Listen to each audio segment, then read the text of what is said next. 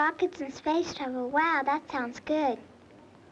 5, 4, 3, 2, 1. blast off.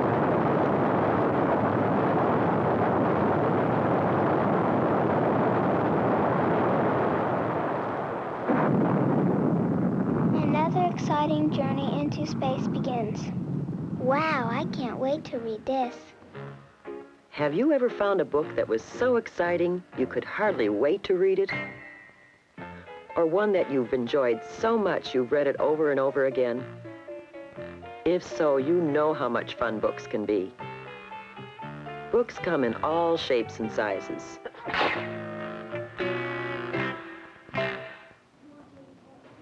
They're good friends. They entertain us with stories. They give us information. They tell us about important people.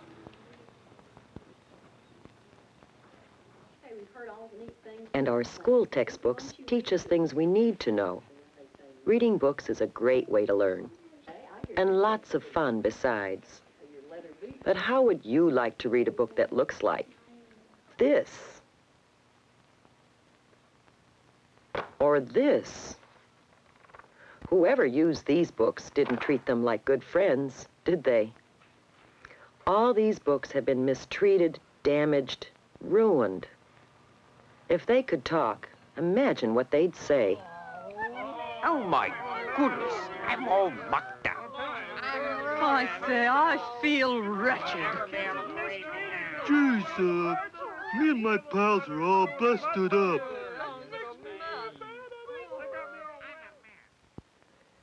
You can prevent such tragedy and make reading more fun by learning how to use and care for books.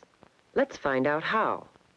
We'll start someplace where there are lots of books. Do you know what such a place is called? Right, a library or media center. A library is a collection of books arranged so you can easily find those you want. Some libraries are rather small, like this one, or like the libraries some of us have in our homes. Other libraries are large, with thousands of delightful stories.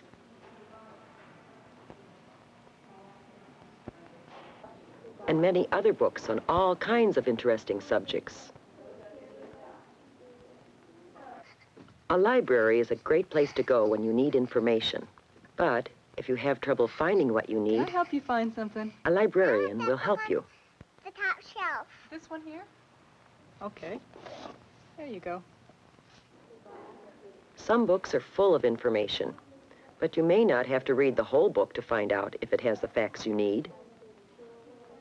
First, look in the back to see if the book has an index. The index lists all important names and subjects in the book. By looking here, you can quickly find out if the book tells about a particular person or subject. Another way to learn about a book is to check the table of contents. The table of contents is in the front of a book and gives a list of the chapters and sections in order. By reading the table of contents, you can quickly see what a book is about. Once you borrow a book from a library, Is that the one you want? or receive a textbook in your classroom, You don't hear any other it's your job to take care of it. What kinds of things do you hear? All you have to do is follow a few simple rules. Before you start reading, while you're reading, and after you're finished using a book. The So first this rule what it is looks like. make covers for any textbooks which you'll be taking home with you. One of these sheets. Your teacher can show you how. So if you lay your sheet out on your desk, I'll show you how you can get from this way to a covered book. And then we're going to make a little design and write the title of the book on the cover. Okay? So take your books. A cover like this will protect your book and keep it looking nice for a long time. The other way. Before you use a book, always make sure your hands are clean and dry. Do you know why this is important? Of course, dirty hands make dirty pages. And who wants to read a book with smudges and fingerprints all over it? Hey, you better wash those hands. You're getting me all dirty.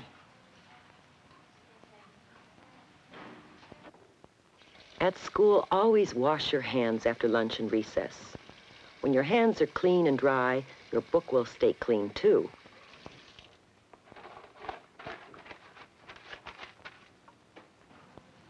That's better. When you take a book home, choose a comfortable, well-lighted place to read. A place where nothing can happen to damage your book. Do you think this is such a place? Whoops, afraid not. I'm drowning. I'm ruined. You can see why it's important to choose a nice, dry place to read a book. Like the place this boy has chosen. Have you ever had a book that wouldn't stay open or lie flat when you tried to read it? This usually means the book is new and needs to be broken in. There's a right way and a wrong way to break in a new book. This is the wrong way. Oh! Ow! That hurts! Forcing the covers back against each other breaks the back of the book and loosens the covers.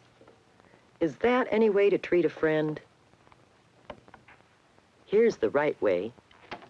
Place the book with its back and covers on the table, holding the pages upright. Smooth down a few pages at a time, first on one side, then on the other. Keep this up, working toward the middle, until you've smoothed down all the pages. Ah, that feels good. Your book will now lie flat by itself. Once you're ready to start reading, there are some other things you should know, like the correct way to turn a page. Is this the correct way? No. A wet finger or thumb can leave smudges. Besides, this method isn't very sanitary. Yeah. Hey, don't do that.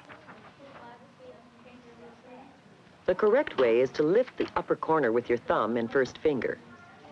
Never lick your fingers before turning a page. Here are some other things you should never do while reading. Cut out pictures. Remove pages. Underline, doodle, or draw pictures in a book. Hey, stop that. That's dumb. Children who appreciate books never damage one on purpose. They know books are too valuable to be treated so carelessly. Sometimes accidents do happen, though. Oh, no. If you accidentally damage a book, take it to your teacher or librarian right away. They'll see that your book is repaired properly. Somebody came along and knocked it off. Well, this is not hard to fix. Just watch what I'm doing. No. You can do that? Suppose you have to stop reading a book before you're finished. Close your books and... Do you know the best way to mark your place?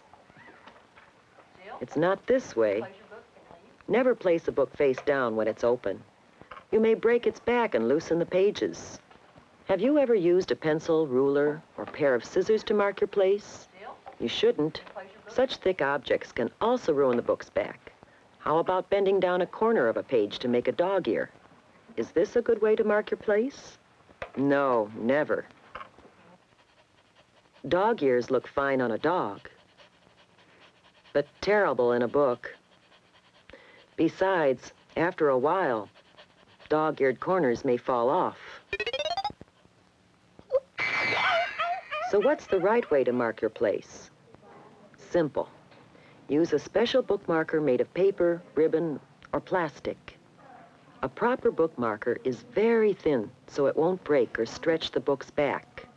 By using a proper book marker, you can help your books last a long time. Here's another way to help your books last. When you have to carry them outside in wet weather, put them in a satchel or a plastic bag so they'll stay nice and dry.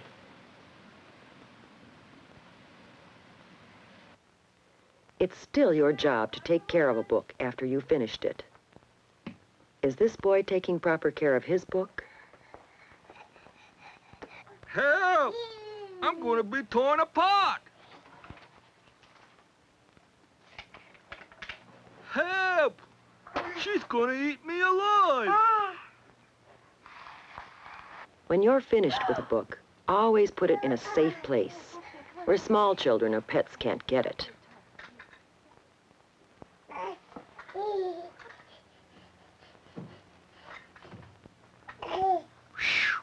That was close. Books are meant to be used again and again. That's why they need care, even when you're not using them. Children who forget this sometimes use books improperly. Is this any way to use a book?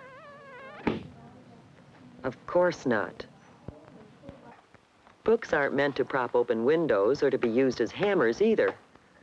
Remember, books are for reading, not for jobs like these. Never use books improperly. Instead, when you're finished with the book, continue to care for it. That way, you or others will be able to enjoy it in the future. So remember to keep books looking like this instead of like this. Follow the rules you've seen. Care for the books you use, and they'll stay good friends for a long, long time. Will you do it for me? Please?